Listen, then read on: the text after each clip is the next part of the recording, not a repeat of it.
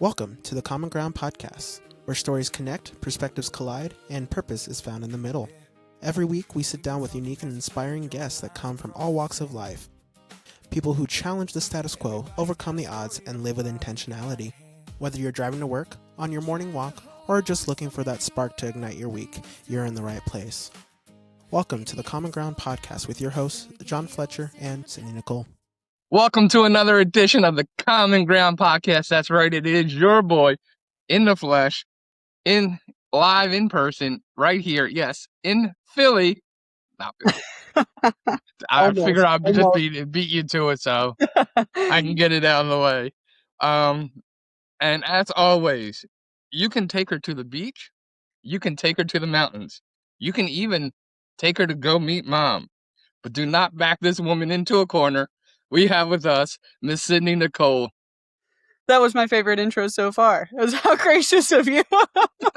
How's it going, Philly? Happy Friday. It's doing fantastic. It is beautiful. We are just under 500 subscribers. Wow. So that's going to happen any day. Thank you, everyone. On our way to 1,000. So make sure as you're watching this, if you're watching this on YouTube, please hit that subscribe button. If you're not watching on YouTube, go to YouTube and hit that subscribe button. That helps us out.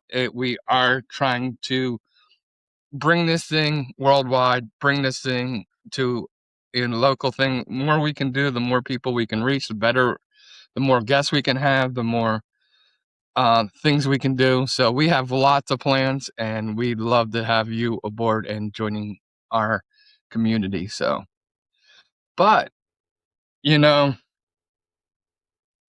I don't know if I told you the time that I almost thought I was going to get fired, but my boss You chose that texted this me. week? You chose that this week? Is that the punchline? No, I haven't even gotten anything.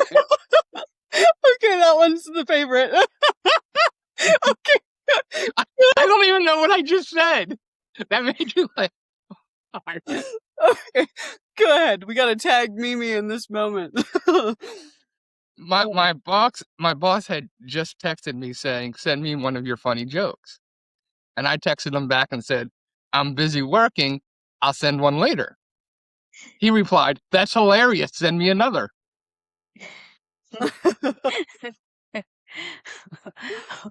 Oh boy. Interesting. Evidently, what I said before was much more fun. This week has been, oh.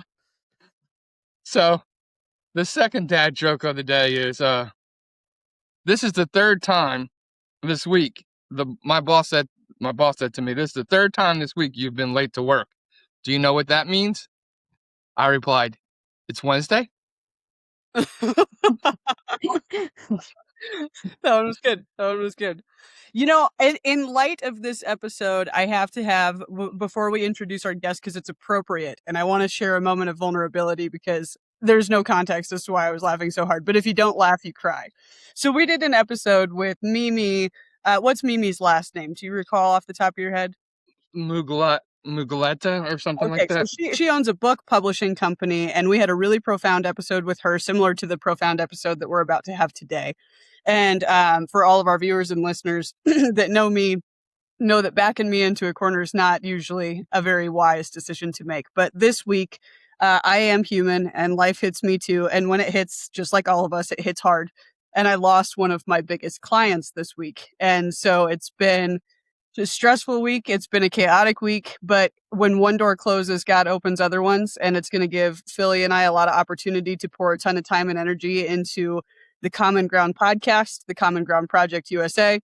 But so your first line when you said, what was the very first part of the joke? Did I tell you that I got fired this week or something like that? Oh, no. I said, did I tell you about the time that I almost got fired? Yeah. That I almost got fired. So that punchline was just, I was like, is that the punchline? Like, we're starting with that this week. So that's the context. And with that being said, it will make sense why this episode is perfect for today. So John, would you please be so gracious as to introduce our lovely guest? Yes. Today we have with us Veena Chugh. She is a TEDx speaker, author, entrepreneur, and CEO of Artha Advisors. bringing a uniquely diverse background that spans corporate HR leadership, immigration, motherhood, mental health advocacy, and creative expression. Originally from India and now based in the United States, Veena has spent years navigating personal transformation while helping others build both emotional and financial resilience. After a successful 20-year career in corporate leadership and human resources, Veena turned to some of life's deepest challenges, including her own battle with depression, into a mission centered around healing, reinvention, and purpose. Her TEDx talk shares her powerful journey through mental health struggles, overcoming suicidal thoughts, and discovering hope through writing, meditation, yoga, and self-awareness. Veena is the author of A Pink Rose and Other Short Stories and is currently working on her second book featuring poems and reflections inspired by her life experiences. Through her speaking, writing, and advocacy, she encourages people to embrace vulnerability, break mental health stigmas, and find strength in life's most difficult seasons. Today, Veena continues to inspire audiences around the world with a message rooted in resilience, emotional healing, and belief that our struggles do not define us. They become the foundation for growth, purpose, and transformation. So please welcome with me to the Common Ground podcast, Miss Veena Chugh. Yes, welcome. Thank you so much, John and Sydney, for having me on this podcast. I really appreciate it. And it's the month of May. It's also the month of mental awareness month. So I think this is the right time. And like you rightly said, I've been advocating about mental health for a few years now. This is the message that I want to give to the world. So, sharing my personal battle and how that journey led to who I am today. And I could find hope in my pain. And that's the central, thought that I have for this conversation today. And, we go, we go, we go further from here. I guess one thing I forgot to say in our introduction, I met Veena through my work as a rideshare driver. She was actually a passenger in my vehicle. So this is amazing sometimes how we find guests on the show. Oh, absolutely. Yeah, no, I love that. Thanks for adding that. That's really valuable. So Veena, how long have you lived here in the States? You're in California now, correct? Yes. So I'm actually a resident of Philly. I mean, I lived in Philly for like almost close to 8 years. And that's when I met John, like he mentioned. I moved to California like almost like 10 months ago. So I've lived in the States for close to 9 years now. Okay, beautiful. And what part of India were you from? I'm from Mumbai, which is the commercial capital of the country. Okay, great. What has been the biggest culture shock for you moving from India to the States? The biggest culture shock for me has been it's been more around parenting. We back in India, I grew up in a joint family, and I was always co-sleeping, like while growing up. But when I came to United States, and when I had my son, I was told that, oh, you cannot share a bed with your baby because they'll get SIDS, like they'll roll and they'll fall. You might sleep on them and things like that. And I was like, it was new to me because as a mother, I thought, okay, my baby should be closest. I cannot think of putting him in the crib. Or I did try it because of, the cultural pressure here, but it didn't somehow work for me personally. And then I also knew of families who used to put, a newborn baby, which was maybe a week or two old, into another room. And I was like, I don't know. It's very new because it's not something that I grew up the way I grew up and what I saw around me. So this, from a parenting journey, I had. I mean, this was the biggest, and then there were many along the way. What is the and I know that this isn't our topic today, but going into like mental health, what is the cultural standard in India for like newborn sleeping, for example? see, the cultural standard is that most families, they co-sleep. So Mhm. I do know that they would have a crib within the room where the couple is sleeping on, and most of them even sleep with the baby in the center of the bed, and then both the parents are on the other ends of the bed. So that's the culture that I have seen. It's of course evolving now, but I think we still are rooted into co-sleeping, more or less. I see that there is a very minor shift in that behavior, people moving into in the direction of how the Western world operates. But we still, a whole lot of our population, I would not just restrict this to India, but I would even say in the Asian cultures, most of the people, they co-sleep. Sure. That's really interesting to think about. I just find it interesting, you know, um, because one of the things that you talk about is resilience, and I think babies are super resilient. So, my mother passed away 6 days after my first child was born, my oldest daughter, and so we're at the funeral, and she's in her stroller, um, and at one point, I guess, well, we put the back down so that she could, because she was sleeping, and she's wrapped up in the thing. And we're going down the stairs, and I guess we didn't realize that there's an opening when you bring the back part of the stroller down. It's not totally like sealed. So me and my brother are carrying down the stroller, and all of a sudden a baby comes falling out of the back of it, and so I literally dropped I'm my daughter on her. don't say that. I'm debating on if we should clip this out or clip it in. Is it clip? But she was resilient. She Oh, look at boy. she finished number 2 in her high school class with an associate's degree.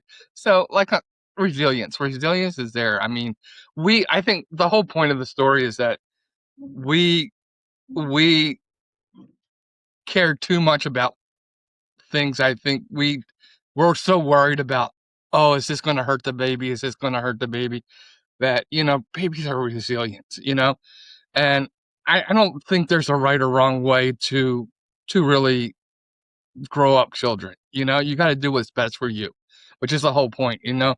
Whether you co sleep, whether they're in a bassinet, whether they're in a room down the hall, it's whatever works for you. Whatever works for the family. I think we put too much into sometimes even the psychology of what's appropriate, what isn't. Big time. And I guess that was more of my point, but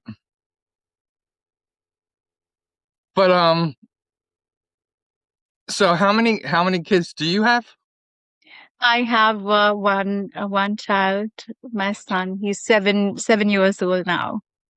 My daughter will be 7 in July, so I know that. And then my middle daughter she's 5, but she'll be 6 this fall.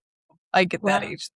But my youngest is a boy, so I'm not quite there with my boys. My boy is 3, and he's got away before he's 4, so he's still a little bitty. But Wow.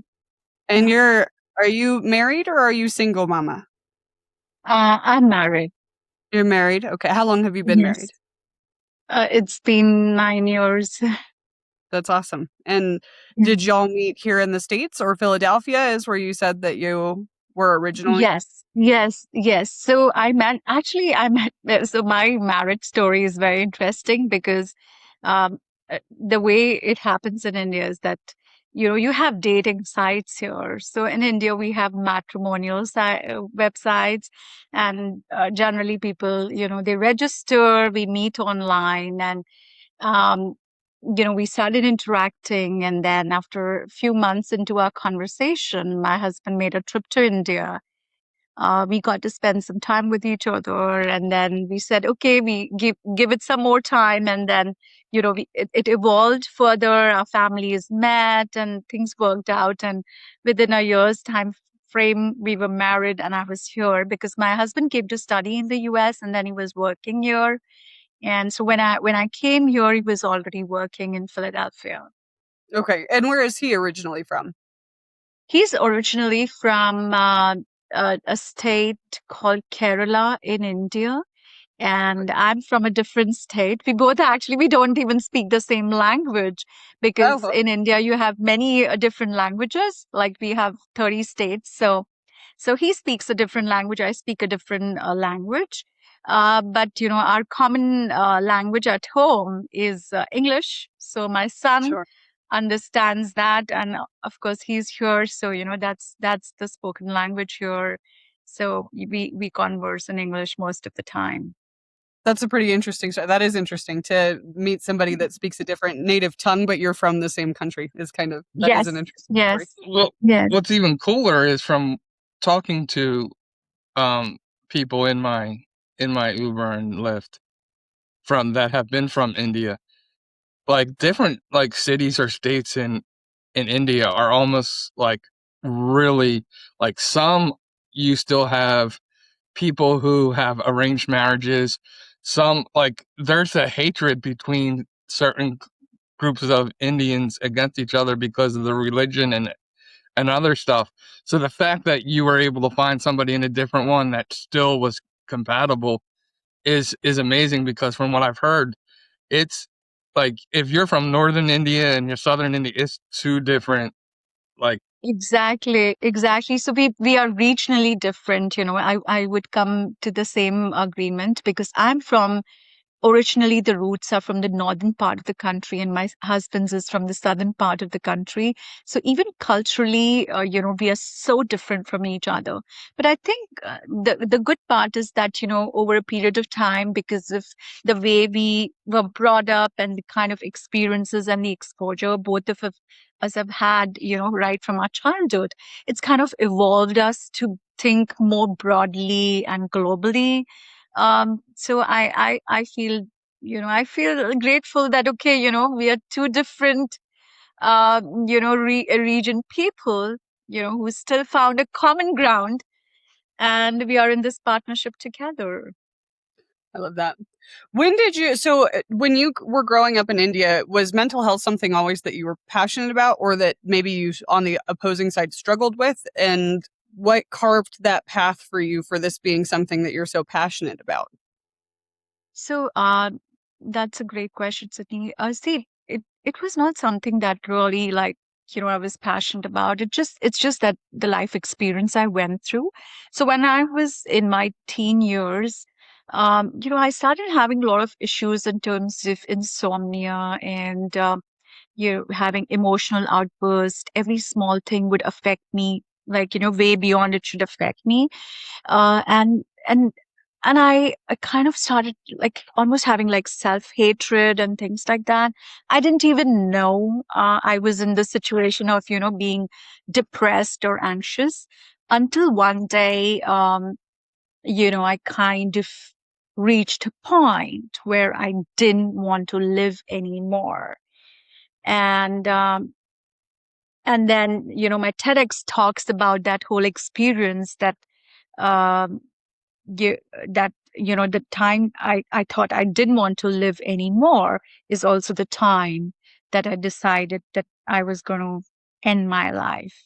And my TEDx talks about that particular day, but I can share it here that when I came to that point and I thought that this is it, there's nothing more ahead, and I was in this whole episode of ending my life, suddenly fear gripped me. And it was this experience which said that, hey, what if this attempt to end your life fails? Then you're going to be more miserable because, if I become handicapped or things like that. Um, and that was one fear that stopped. And the second fear was, how it was going to be for my parents if they knew that your child has ended her life. What is it that they are left with? And I think these were two thoughts which stopped me from jumping out of the balcony. And then I kind of found courage to come and talk about how the state of my mind was with my parents. And I was taken to our family doctor. I was 19 then, and my family doctor said that, hey, I told him I was going through insomnia, I was having all these issues. And so he did say that, hey, I'm going to prescribe you some sleeping pills, but I cannot because you're very young. I cannot put you on like sleeping pills as a medication for you to get, for you to get some relief. But what I strongly would advise you is to seek help, but definitely learn yoga, because yoga helps you to de-stress. It's going to calm your nerves. It's going to improve, your ability to calm down, to get better sleep, activity and things like that. And there enough, my journey started into yoga and meditation. And all along that journey, I also started writing, because sometimes the voices in the head would be so intense that, there are extreme voices in my head which would be say, end it, it's over, end it, it's over, it's not making sense anymore. And I really didn't know how to express that to anybody. So what I started doing was that I just like randomly sat with a pen and paper, and I started writing all those thoughts that were coming in my mind. And whatever it was, good, bad, ugly, I was just penning it down, like with the speed, because that's the speed of the thoughts I had. And every time it happened, I realized that after penning it down, I would feel this relief and ease. And I didn't realize that I was actually journaling. I didn't realize that, this is a way, it's a tool to heal yourself. But I just did it because I didn't find a way out. There was no, um, I didn't know how to tell my parents about it. uh, you, Even as a family, we were struggling with some other issues in our life. We went through a financial breakdown, so my family was already battling that how will we have money to get food, how to get our next meal on the table. So I think they were so preoccupied and consumed with the whole financial crisis that I didn't really have the courage to tell them what was going on in my mind. But the day I decided that I was going to end my life, and I didn't, was the day I actually went and then told them this is all that's going on. And that's how I was taken to my family doctor. And that's where the whole healing journey, the writing journey started for me. So before this whole financial, um, I guess, troubles, how was your relationship with your family? I've had a I've had like a very fulfilling relationship with my parents. There was no um, issue as such, but it was only much later I realized that the financial breakdown did cause some dent into our relationship, in the sense of somewhere I believed that my dad, who was the provider in this case, should have planned the finances well, and which he didn't, and which put us into the situation we were in. So for me, somewhere I kind of had this little distance with my father, but I didn't realize that when I was in it. I realized it, almost in my mid 20s, like I was out of this whole situation. I didn't realize it. But if you're asking me prior to that, I felt it was normal, like a teenage relationship, certain things that, they always wanted to know what I was doing, where I was going. So, those things, but I just felt it was normal. It didn't really have any issues as such. How about religion? Is your family a religious family? Did you have any kind of Um, so Yeah, I would say that you it's not a very like so there are, when you talk about religion, I feel my family is more spiritual in that sense, because there are a lot of like, from a practice, religious practices. Yes, there are some basic practices we follow, but I wouldn't really put them into like, being very deep into religion in the sense of, the rituals and things like that. I would put my family as being more spiritual because, a little more liberal mindset. Uh, we are not like very hard bound about doing certain rituals. They are not like mandatory in what we do, but it's more of, practicing kindness and goodness and, your everyday life and having a good intention. That's where I would put my family. Yeah, I kind of asked because I think in today's society, I think um, one of the things I've noticed is that depression's at an all-time high, right? And what else is at? Well, what else is it? I would say, well, what's at an all-time low? We've taken religion out of school. We've taken reading the Bible. We've taken all that out of school, and it's been replaced with depression. It's been replaced with anxiety. It's been replaced with all these things, and I don't think people put a correlation. And what really solidified it for me is your talk of yoga and how that calms you down. And so my question went to my head. It was like, okay, so what your doctor was, or his first response is like, try yoga because it'll calm down. I was like, okay, so what about faith? Yeah. I mean, because to me, that would have been the go-to. It would have been, well, where do you find peace? And for me, I find peace because of God, so I just was trying to understand where you came from. When did you decide that you wanted to do a TEDx talk? I decided it 2 years ago, and and I had decided it long back. Like TEDx was always my dream. I wanted to do TEDx, and every time I thought that if I was going to do a TEDx, what is the idea I was going to spread? What it was going to be about?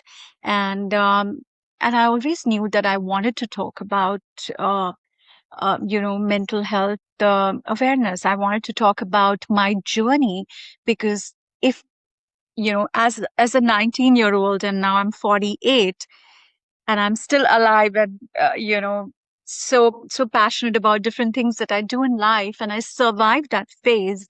So I wanted to bring in this thought that no matter life is going to knock you down, whether it is your mental health or things that it can pose any kind of challenge, right? Life can happen to people in different ways, in the sense of when challenges come, they come in different form and manner. But it's in those moments of challenges and pain, what do you do? How do you pick yourself up?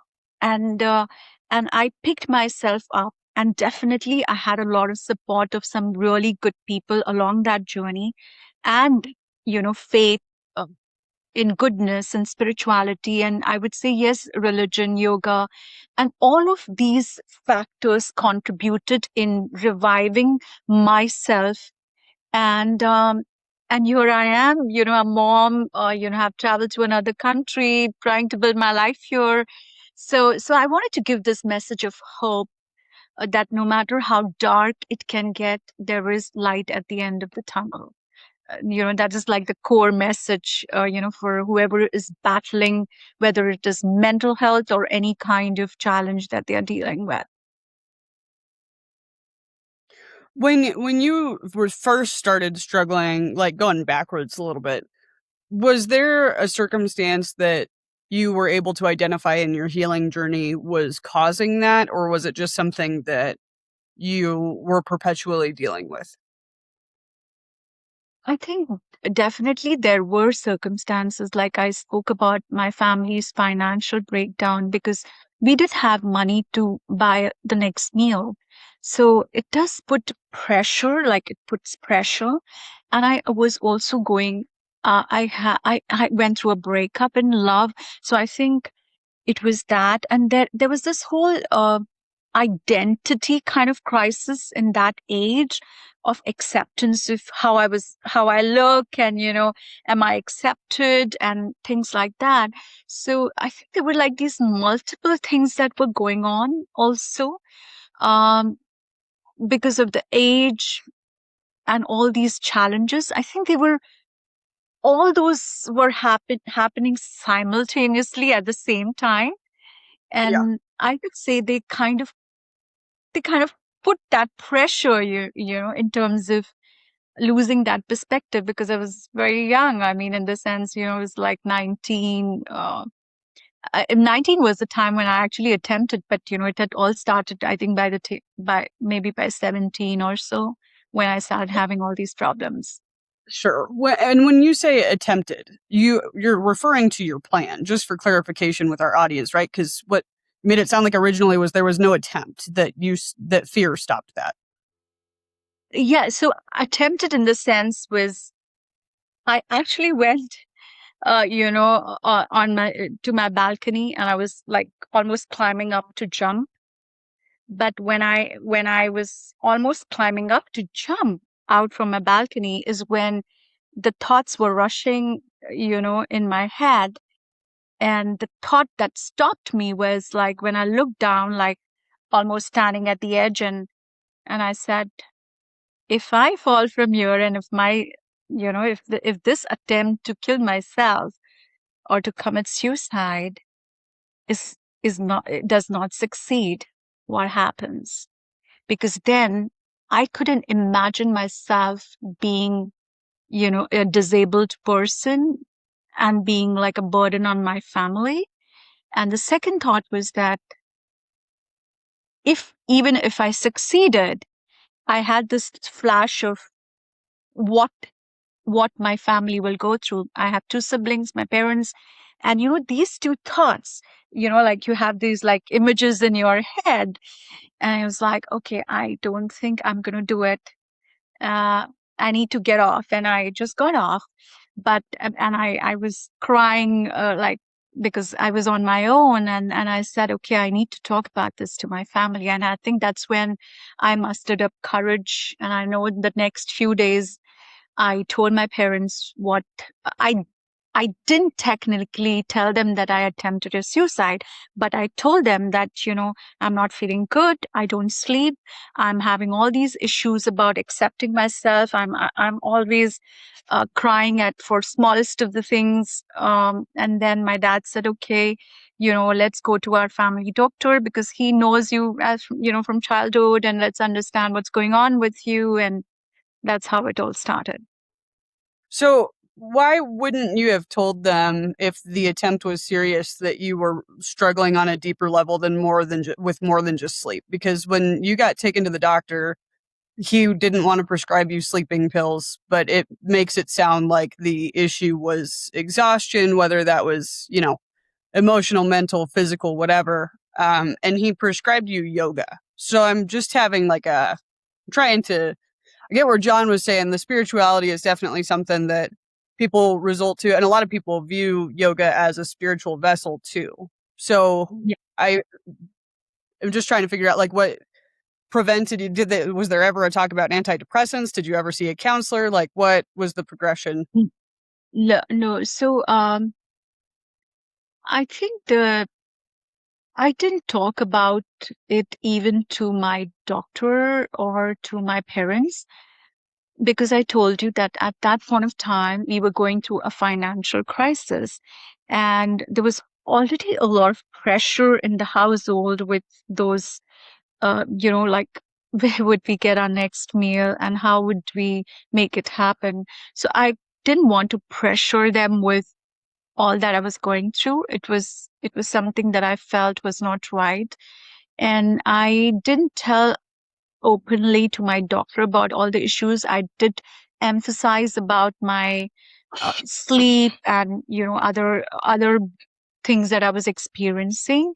Um, and in terms of, see, the way I think, and I don't know if it comes from the thought process that having this kind of thoughts is like visiting a psychiatrist. Okay.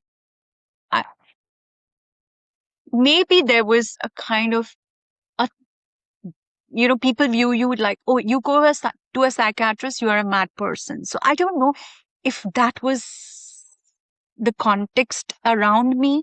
Um, and my family doctor didn't really tell me to go to a psychiatrist or prescribe any antidepressants, because he was also someone who was a Western doctor, but he did uh, a lot of Eastern, he used a lot of Eastern tools as well. So he was trying to build like a synergy between the Western medicine and the Eastern ways of doing things.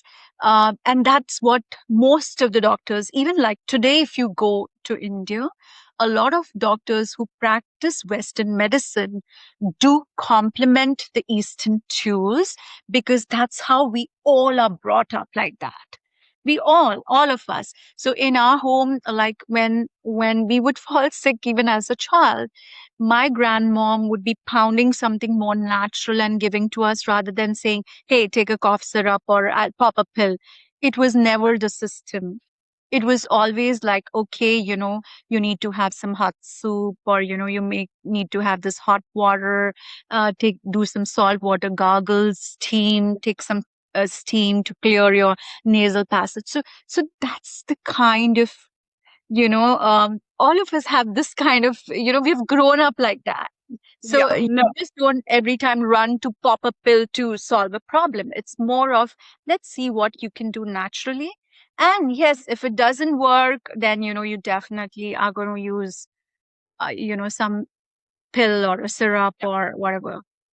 Well, I'm not saying, I'm not asking that question because to belittle it, because people, there's plenty of people in the world that aren't okay and they're holding it together because they don't know that they're allowed to fall apart. They don't, and I think that that's really common in teenagers when family is in crisis mode, that they feel that they don't want to steal the attention away from real adult stress that's happening. A lot of that happens actually primarily because parents don't do a really good job, and it's not the fault of theirs. When real world stress hits in, it's hard to decipher or control emotions, recognizing, okay, this is a conversation that the kids don't need to be around versus something that inevitably the kids are going to witness and endure on some level, when it's something as extreme as we don't really know where we're getting our next meal. And so because of that, it's kids just bear that burden and then they shove all that stuff down. So that is a real thing that will affect, I mean, any kid. Absolutely. So that no doubt whatsoever. The reason that I ask is because my mom committed suicide successfully. And I had an attempt where I was like, it was a very, very, very serious attempt. I was hospitalized, long time. It was not good. So looking back at your experience now, how do you view the difference between suicidal thoughts and actually reaching that point of attempt where it's now a critical condition medically? So the way I see it is that, I do not want to advocate anything in the sense of, because it's at, it's a wide spectrum, right? But thankfully, in my case, thankfully, at the nick of the moment, a thought of fear came in and it stopped me. But it may not be the case for somebody else. Like, I'm so sorry to hear about your mom, and you went through this situation. So it may not be for everyone like that, because they could be on a different spectrum of what's going on mentally. So in such situations, I definitely encourage every one of us to have that conversation with people whom you can trust and love. And sometimes when they are not available, to have ways and means to reach out, because now you have a lot of these hotlines where you can actually seek for help and ask for some intervention. But for me, at that time, in my part of the world, I think we were slowly opening ourselves, to this whole thought of mental health, uh, how important it is. I don't think 30 years ago, my country had that kind of um openness to it. So 30 years later, I see so much of awareness around it, and there's so much work going on.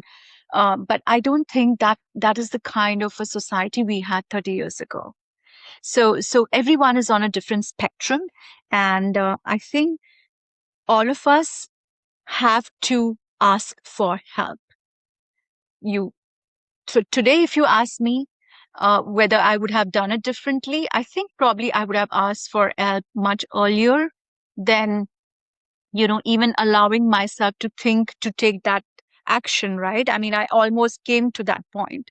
But maybe when I started noticing those symptoms, if I've had the tools, awareness, knowledge around me, and there was an ecosystem for mental health awareness, I'm sure I wouldn't have even reached that point. If you understand what I'm trying to convey here. I do. Well, especially because of the family dynamic. It's are you the oldest sibling? Yes. That's very common in the oldest sibling. I apologize for just like psychoanalyzing you right there, but that's what I have is I've got the equivalent of a master's in psychology. And I think that some of the deepest mental battles that oldest siblings often face leave no physical evidence at all. And it's because we are, as the oldest, a lot of responsibility is often placed on the oldest child, whether it's caring for, and John, you're the oldest too. Yeah. And so like the three of us can talk about that in the sense that the responsibility is often placed on the oldest child to have it together, to be the responsible one, to help with the kids, the younger siblings. And even if it's only one or two, like I have two younger brothers, but I carried a lot of weight for them. I mean, yeah, it's unfortunate that people often wait for like a physical collapse to offer compassion. But I think that it also, like you said, it falls on the individual for thinking that they have to hold it together.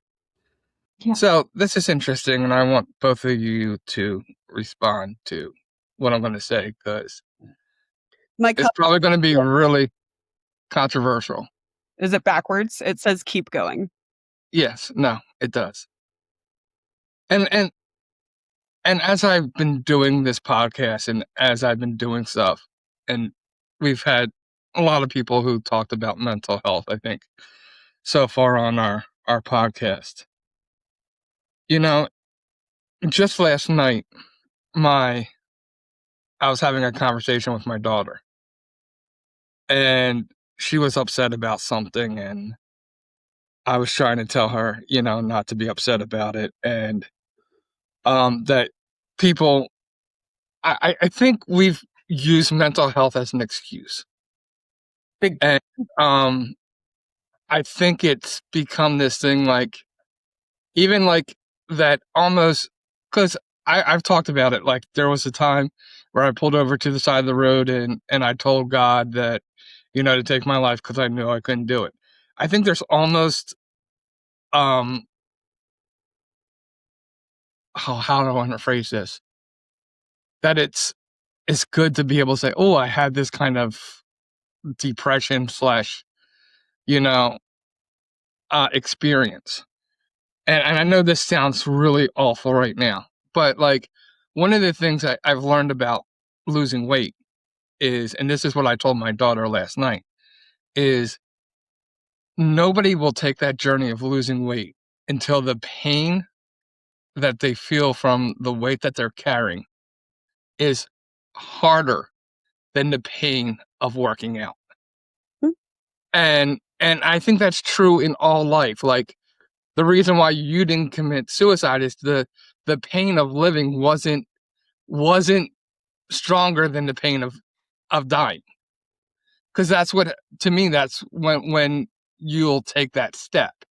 That life is so like, or do I have it backwards? The pain of living is harder than the pain. That's when you commit suicide. Like when life is so unbearable that death sounds like an escape, right? And for you, that wasn't the truth. Death wasn't the escape because you were worried about your parents, because you were worried about everything else. So it really wasn't, this is what I'm going to say, is like, it really wasn't a mental health issue because your mental health actually was right. The pain of dying was worse than the pain of living. It means you were functioning correctly. It means that you had the right perspective. I think sometimes I think we just make excuses like, well, I was in this bad place. No, you actually were healthy enough, and I don't think we give ourselves credit, but we look at the negative and like, well, I was about to commit. The honesty is, I don't think you were. I don't think you would have taken that step ever, because the pain that you were feeling there was pain. It's true, it was pain. I'm not going to negate that it wasn't pain, but it wasn't pain that would ever outbid death for you. It was more of a cry for help, which I don't know. Sydney, do you disagree with my proposition? I mean, yes and no. I get what you're saying, and I don't think that you're wrong. I think that mental health is used as a crutch when people say, I can't do anything about this because I have a condition, whether it be like I have complex PTSD. If I were to say I can't do X, Y, and Z because I have complex PTSD, I view that as using mental anything as an excuse. I don't even tell people that I have it most of the time. Like, I'm saying it on here for the sake of this conversation, but a lot of people don't know some of these labels that I've been given in the past. Some of them I've intentionally had expunged, because even if I suffered from symptoms of them, I don't want to be attached or identified by something that society would say is that limits their expectations of what I'm capable of. So I view when people do that sort of thing, including depression, as a crutch. But I think that in some situations, people feel like their emotions when they're taught growing up, and this has to do a lot with attachment styles. It has to do a lot with just like synapses, neuron connections in the brain. It has to do with the development of the amygdala. Like, there's a lot of factors that play into it. But I just personally don't think that. I think that it's not knowing how to express your emotions because nobody taught you. I don't think that it's an excuse. I think it's the lack of an example that leads specifically young people to such extreme measures, because they haven't been taught, one, how to regulate their emotions. We're talking about an underdeveloped brain. We know that the brain doesn't develop until 26, 27, 28. They change it all the time. And I think that it has to do with that a lot of kids do not have safe adults. And I don't mean physically safe, like that kids are being abused intentionally physically by their parents or their caretaker figure. What I mean when I say safe adults is there's not, I would be willing to bet that it is close to 80 or 90% of adults that don't know how to regulate their emotions in a way that kids end up with some sort of, I don't actually know how to deal with this because it wasn't set for us. Now, I'm not saying 80 to 90% of adults are entirely dysfunctional. I'm just saying whether it's that we don't deal with conflict right, or we don't express our feelings and we allow them to boil up, whether it's that we have adults that don't know how to hold boundaries and kids learn that these boundaries are flexible, whether it's quick reactions to anger. These are all things that program kids to know whether or not they are safe expressing their emotions. That can be based on cultural background too. Like, there are certain countries and cultures where suicide is it's actually something that's frowned upon rather than pitied. And I've come to a point where I truly think that suicide is selfish in a lot of ways, but at the same time, I have suffered so much mental and emotional pain that I don't get mad at people the way that I used to. For a long time, I was mad at my mom for what she did. I thought it was selfish. She left me to raise my brothers, is what it felt like. And I had reason to be mad, but then you come around full circle and you can appreciate and have compassion for somebody's pain and recognize that it means that they need more tools in their toolbox rather than the fact that it means that they're using mental health as a crutch. Well, I guess the way I'm looking at it, and I want Veena to be involved in this conversation too, but that I think people look to be labeled. They look to say, well, that's depression. They want that label because then it defines what it is. And second of all, like, we don't man up anymore. It's like, I don't get what I want, so I'm depressed. I didn't get the dress I want, I'm depressed. And now I can label it depression, but it really was, I didn't get what I wanted. Mm-hmm.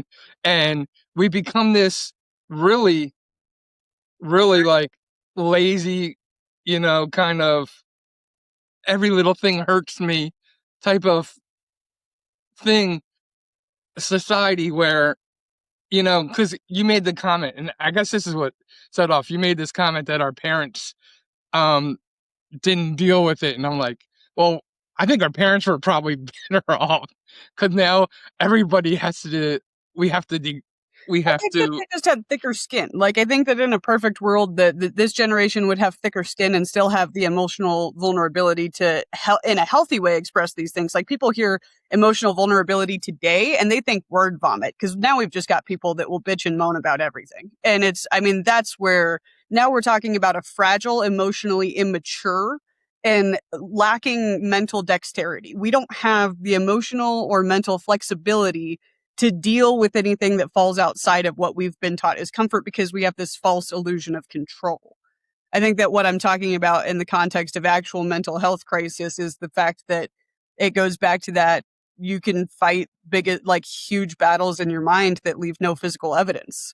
And that is a real thing that and all that I'm saying is that it doesn't deserve to be minimized in its severity, because I'm not saying that a physical attempt is worse than the pain of really feeling like it would be easier to die, because I've been there more times than I care to admit. Like that pain would be significantly worse than what I have to carry today.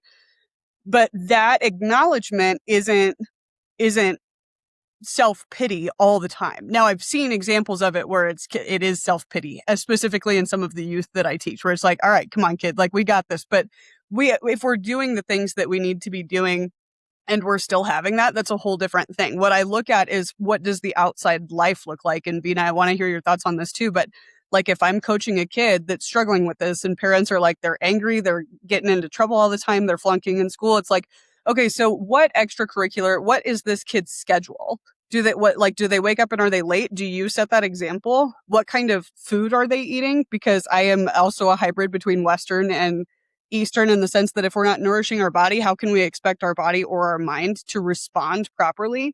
Are they working out? Are they doing sports? Do they have hobbies or interests outside? Or are they just screwing off as soon as they get out of school, if they even go to school, because they haven't grown up with this standard of discipline? When you have discipline in your life, you have discipline in your mind. Sure. So I would agree with that. But here's what I think this is my reading of the situation that I see around me, is that somehow all of us don't love ourselves enough, um, acceptance of who I am, and it gets translated in different form and manner, and that is all what gets reflected, even the kind of work, action, parenting that we do, because I've come to kind of to this thought that each one of us needs to work on himself or herself. And once we have done that work, like I work on myself, I've looked at, how my life has evolved, and I've looked at, the areas that suck about me or the areas that are great about me. And I come to this acceptance of who I am with all the flaws and, all the great qualities that I have. I'm able to translate and bring that into all the action that I do externally, whether parenting, my career, in my relationships. And I think once I start doing that, I also bring in this balance of empathy, because now I'm able to see it from a broader view, that because I accept myself for who I am with all my strengths and weaknesses. I translate that, even when I'm raising my child, when I'm doing my business, when I'm, doing a podcast like that, or, when I'm dealing with, my relationship with my husband, with people around me in the world. So the bottom line is working on yourself. And when you're talking about, in this case, a situation with a child, when you have these kind of um, issues that come up with a child who's flunking. And I think instead of parents labeling the child, if they just stopped and looked at what is happening within them, what's going on inside them, what is happening between that partnership, that it is having its impact on the child. And, the child has consciously, subconsciously picked up, those behaviors, those patterns. And then this broken, whatever, these broken people, all of us are going out and meeting more broken people. And it's chaos, right? Because none of us have taken the time to heal ourselves. And so for me, the greatest message for everyone is self-awareness, and, spending that time in reflection, looking at, how my day has been, how my hour has been. And it need not be like you need to sit hours and hours doing that. Like, it can be the first thing in the morning when you get up, just spending those 5 minutes, if how it was, or even when you end your day, spending those few minutes in reflection of, how your day was, and how can you make it better, and reinforcing some of these powerful contexts in our life. Like, I constantly remind myself a powerful context that I like to operate is that every day I'm becoming a better version of who I am. And I want to put that into practice. And yes, there are days I fail miserably. I mean, but then I also practice that, I want to have grace and acceptance of that, because it's not linear. It's not like, okay, you did and you are going to reach. No, there are going to be days that, you are going to falter, you're going to fall down. There are going to be so many different factors which you don't factor in. They're out of your control, and they come in the way. And every effort that, whether you're making to lose weight, whether you're making effort to build your business, or in your parenting journey, or in your journey with your partner, so it's not going to be straight line. It's going to be curvy. But how much of grace do I have for myself the days I'm lying low and everything has gone the other way? So I think self-work, self-awareness is so, so very important. And I think once all of us start doing that, then the place I'll come from will be so powerful, in my interactions, and, in my relationship with my child, in the society, even if that interaction could be very brief with someone, but because I'm working on my own healing and self-awareness, I bring that energy, vibe, and power in whatever I do. So that's how I view it. Yeah. This is just the beginning of your story, and time has flown by already. But Yeah, I think so. I would love to have you back another time to talk about that. Your sure. journey didn't end there. Your journey actually had, a whole nother segment to it. But I think having real conversations about mental health, and I think this was one of my favorite conversations about mental health, because this is what I want the Common Ground podcast to be like, us to get real with discussions, really talk about stuff that matters, and not just the fluff about it, but actually digging deep into some of the issues. And I think we started to do that today with mental health. But as we start to wrap up this episode, if you could go back to some point in your life and give yourself some kind of advice, when would you go back, and what would you say to yourself? I would go back to my teen years. Um, I had a lot of, conflict in loving myself and accepting myself. And I would go and tell to that point of time in my life that, hey, this, um, teen lady, there is, life is beautiful and magical, and it's not the end of the road. And there is a lot of magic along the way. Um, and just embrace yourself, embrace this path, even with no matter what's coming, whatever challenges are there on this path are making you much stronger and better, and you are becoming a better version of yourself. That's what I would tell to that teen lady who wanted to end her life, and I would just go and give her a hug and say that um, this whole experience is bringing the best in you, and just love yourself. It's a good message. Good message. Yes, I agree. So this is going to bring us to our key takeaway segment. My key takeaway is that to me, there's a definite correlation between the rise of mental health and the lack of faith. And the reason why, to me, we live in a broken world, and this broken world produces broken people. And without Jesus in my life, to me, people talk about, oh, you need to heal yourself. There's only one healer, and that's Jesus for me.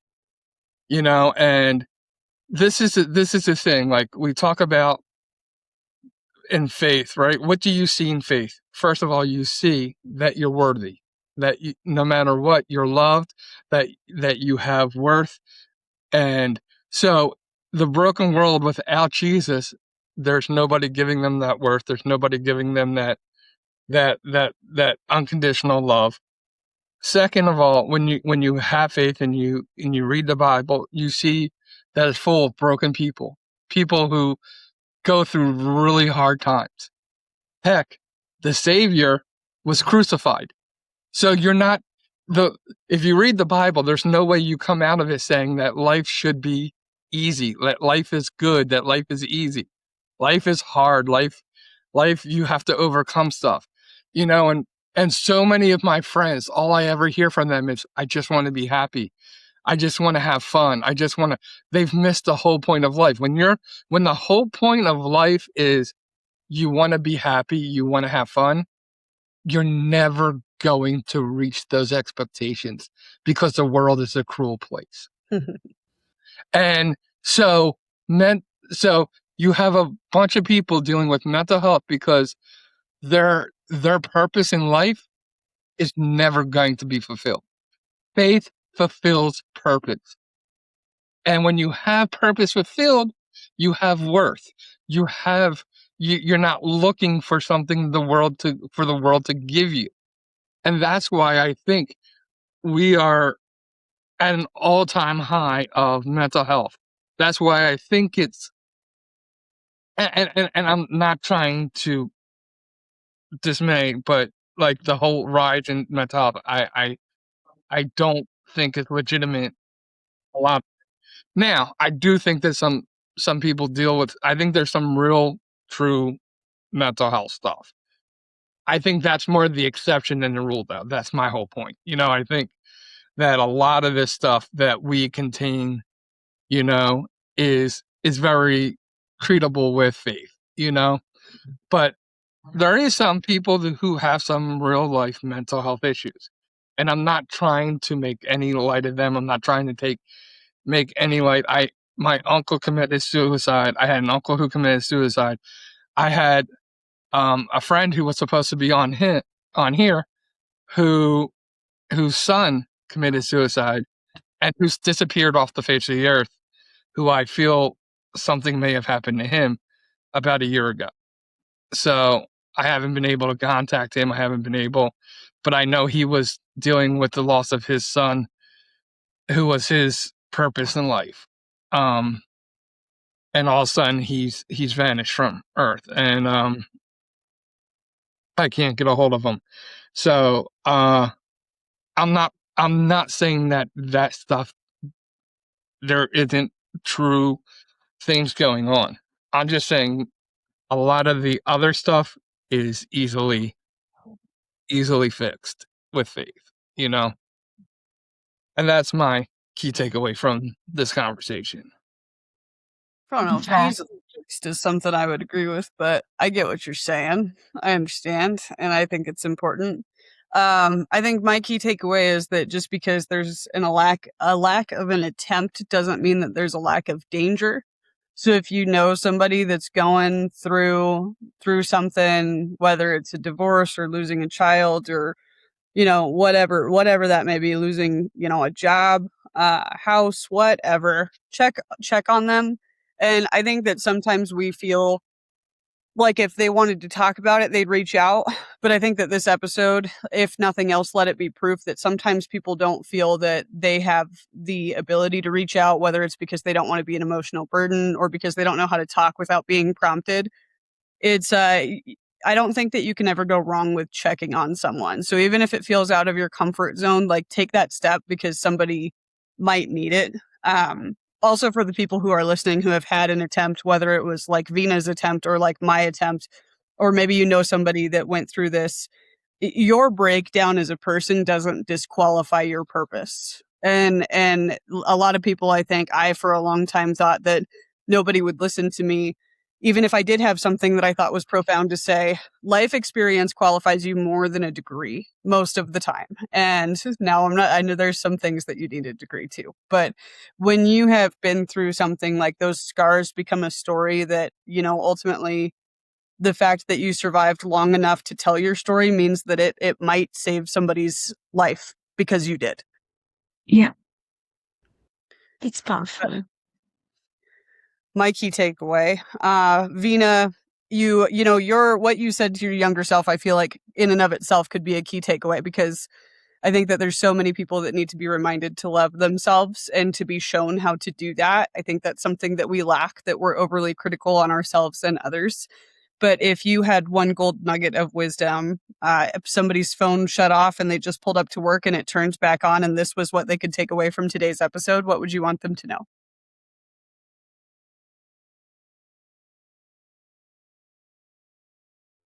I would like them to know, okay, so I would just want that they just go and hug themselves. It comes to the same thing. Just embrace and hug yourself. That's what I want them to know, that and know that you're magical. Your existence is magical and it matters. It sometimes can give you an illusion it doesn't, but it does.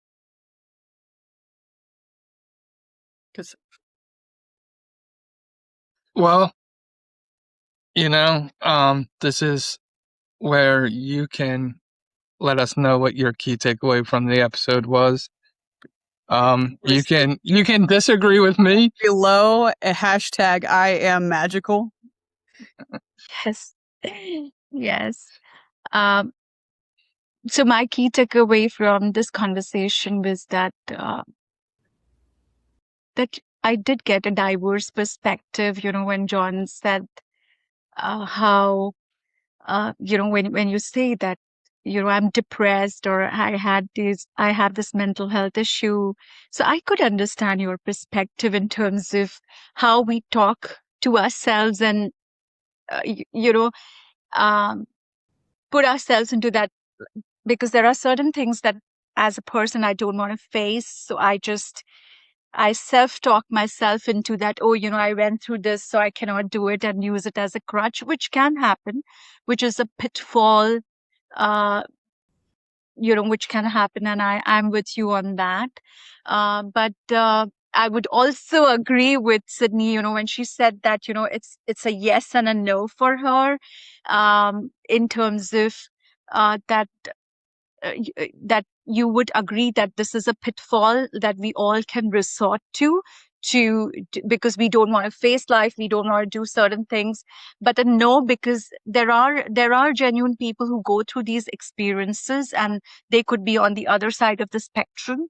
So keeping it balanced, I think to me, it kind of boils down to the common ground of having self-awareness, irrespective of where people are, having the self-awareness that, I need help, and I should talk to someone. Now, if that someone is a family member or a friend or it's a hotline, but it's very, very important to have that conversation.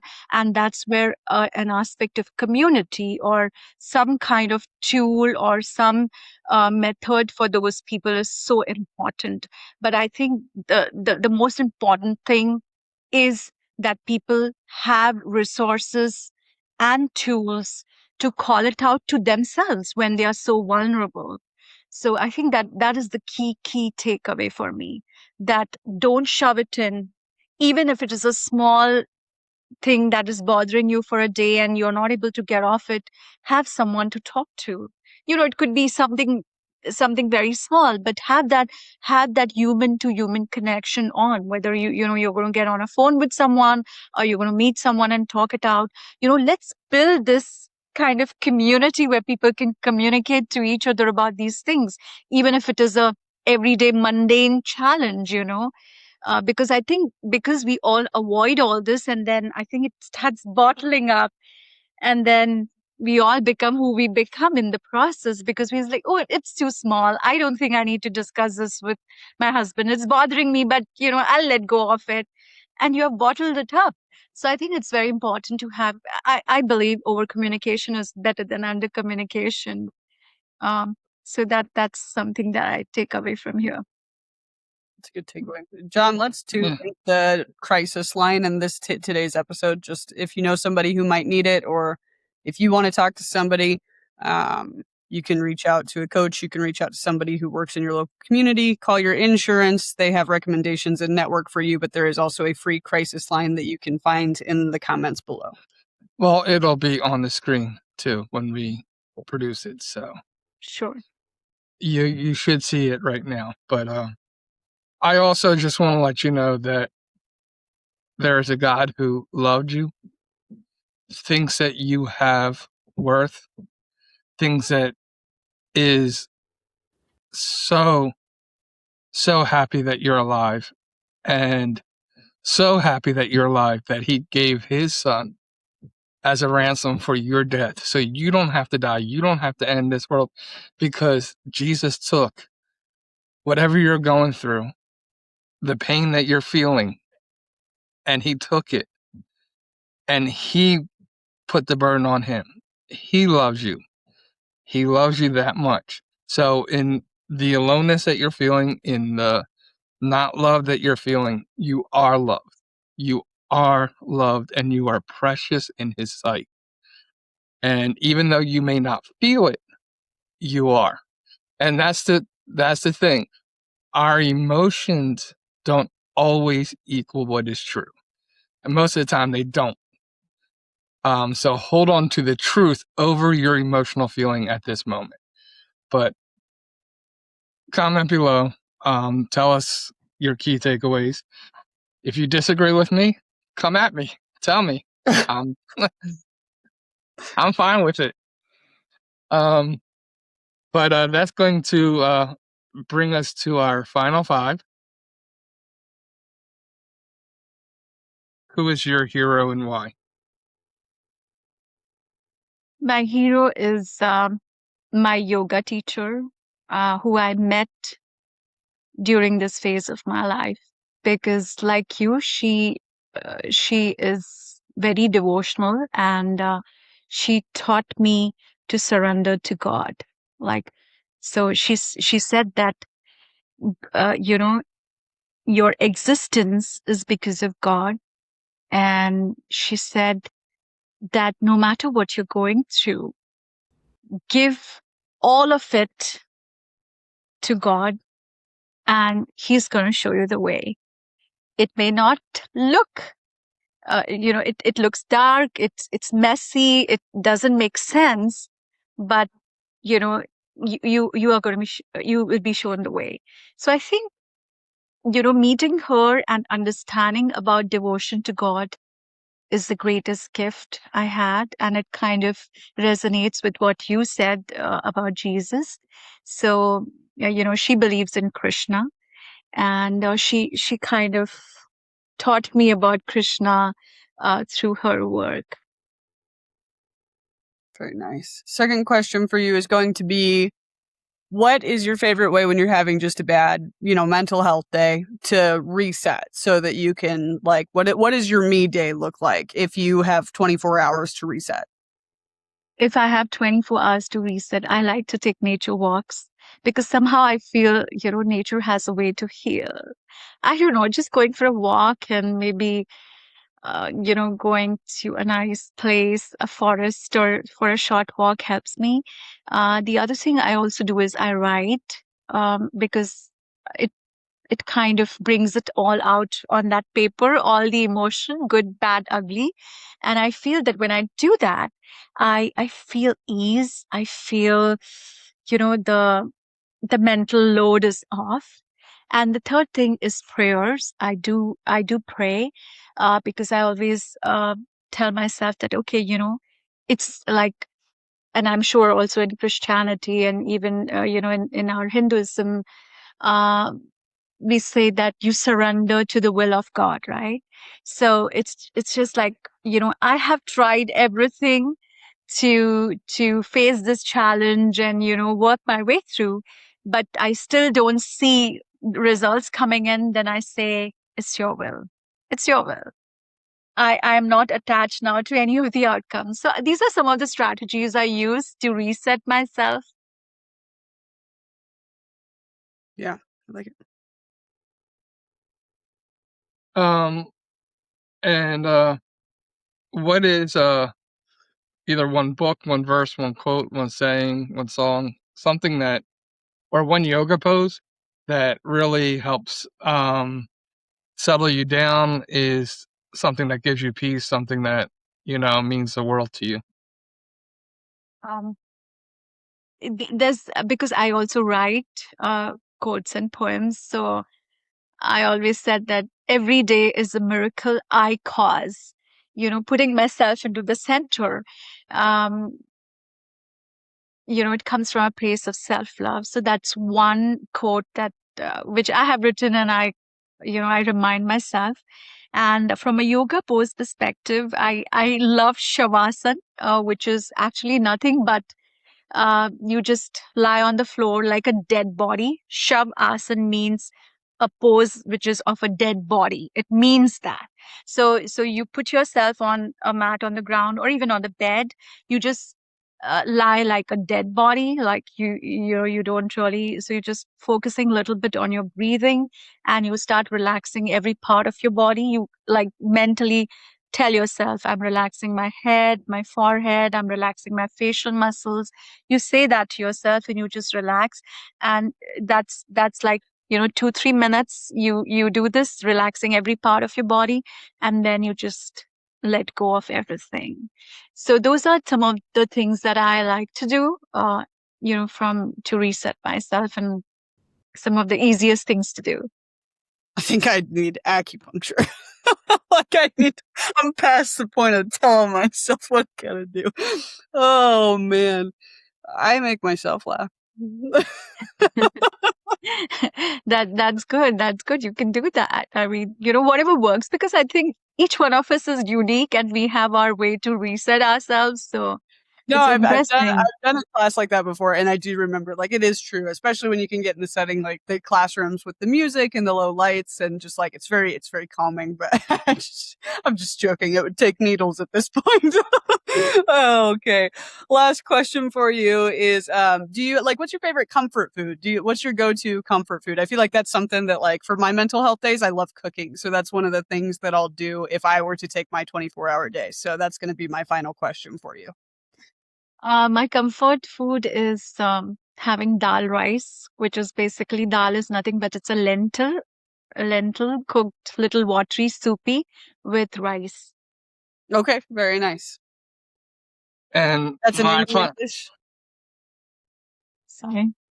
That's an Indian dish? Is that from Yes, Europe? yes, it is. It's an Indian dish. It's like most households will make it, it's something the kids enjoy, and it's got protein, it's got carbs, and you can add a lot of veggies, so you kind of get a combination of fiber, It's protein, chicken and noodle carbs. soup. It's chicken, Yeah, you chicken, could. or chicken and dumplings, something like that. Yeah. Okay. And my final question is, if you could have a cup of coffee and a conversation with somebody living or dead, who would it be and why?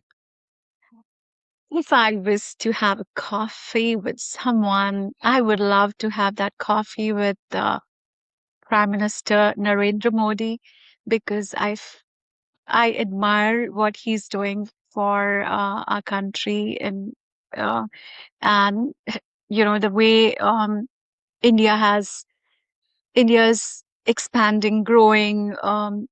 You know the way he's put India on the world map, the visibility of us as a country, and all the work that and different schemes, different things that he's doing for the country. I would really love to kind of sit and have coffee with him and just understand how does he have so much of energy and power, and the guy doesn't take any break, and he's just like always on the go, and his mantra is like 1.4 billion people, where's the time to rest? And I'm like, okay, he's like almost in his mid 70s, and how does he works like crazy hours, like 16, 17, 18 hours or things like that. So I would love to go and understand all his mantra of what keeps him going. Very good. Very nice. Well, Veena, thank you for being with us today. If people want to listen to your TED Talk, follow your journey, connect with you, where can they go to find you? So I am there on the Instagram. I can share all those handles, and Facebook. They can connect with me on LinkedIn as well. We'll be sharing all those handles so they can reach me. Okay. Good deal.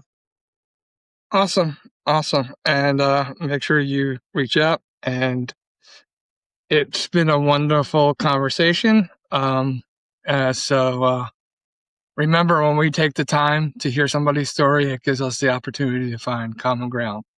Thank you again, Veena, for being our guest today, for Sydney and myself. It has been our pleasure being your host, and you have been listening to the Common Ground Podcast. God bless and good night. And that's it for today's episode of the Common Ground Podcast. We hope you're leaving with a little more perspective, a little more purpose, and a whole lot more inspiration. So thank you for joining us today. We appreciate it.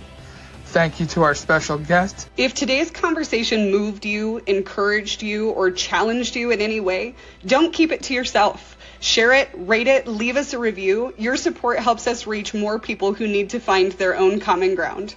So for John Fletcher and Sydney Curtin, we'll see you right here next week, same time, same place on the Common Ground Podcast. Please take a moment to listen to this disclosure from the Common Ground Podcast. The Common Ground Podcast is dedicated to exploring commonality among individuals with diverse perspectives. Our guests may present unique worldviews related to health, psychology, and overall well-being. Please note that the Common Ground Podcast does not directly promote or endorse any specific ideas, concepts, or actions discussed during our episodes. Listeners are encouraged to approach the information shared with discernment and to consult with their mental and/or physical health providers before making any changes to their health or wellness practices. The views expressed by guests and hosts are their own and do not directly reflect the opinions of the Common Ground Podcast. Your well-being is important, and we advocate for informed decision-making. Thanks for listening.